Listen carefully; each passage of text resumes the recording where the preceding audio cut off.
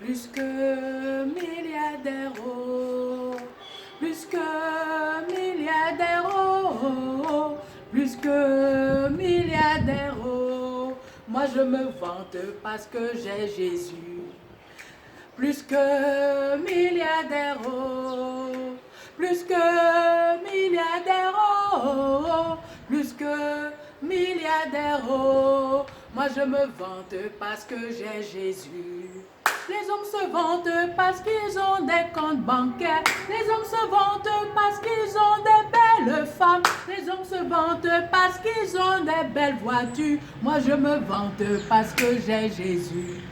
Bienvenue sur la chaîne YouTube Women for Jesus Christ Ministry, où le Saint-Esprit est le coach des coachs, où le Saint-Esprit est l'enseignant des enseignants, pour nous éduquer, pour nous édifier, pour nous enseigner, pour repositionner notre vie.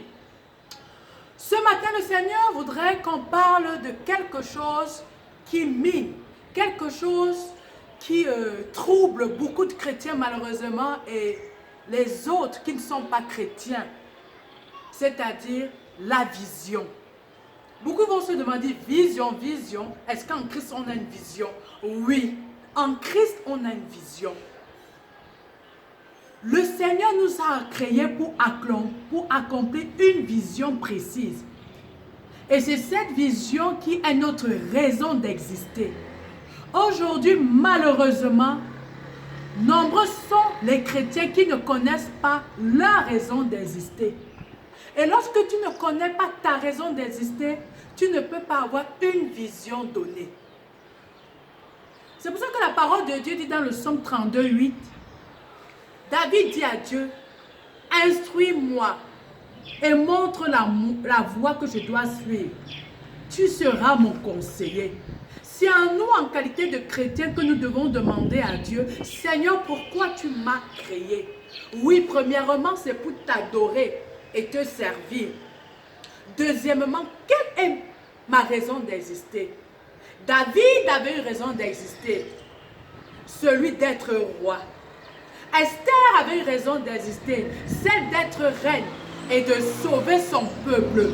Marie, la mère de Jésus, avait une vision précise, celle d'enfanter le sauveur du monde. Chaque chrétien a une vision précise.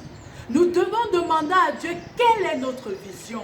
Pourquoi le Seigneur nous a créés et pourquoi il nous a fait naître dans cette famille et pourquoi pas dans cette autre? Pourquoi il nous a fait naître par exemple en Afrique et pourquoi pas en Europe? C'est parce que nous avons une vision précise.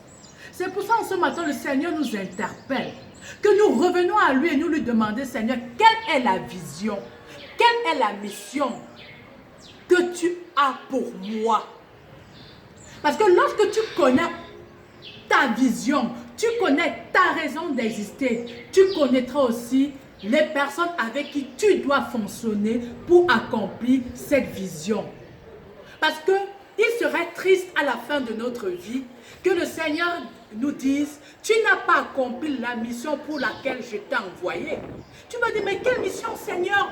Mais je t'ai adoré. Il dit, cela ne suffisait pas seulement. David m'a adoré, Marie m'a adoré, Abraham m'a adoré. Mais derrière, après cette adoration, quelles actions je leur ai demandé de faire pour que mon nom soit glorifié? Chaque chrétien a une vision précise et une mission précise pour que la gloire de l'Éternel, pour que le monde puisse reconnaître l'Éternel, pour que Christ soit proclamé partout et dans tout. Même dans ton service, dans ton lieu professionnel, c'est une raison pour toi de témoigner de Christ à travers ton caractère, à travers tes paroles, à travers tes pensées. En effet, même sur le plan marital, lorsque tu connais ta vision, tu connais avec qui tu peux te marier et avec qui tu ne peux pas te marier.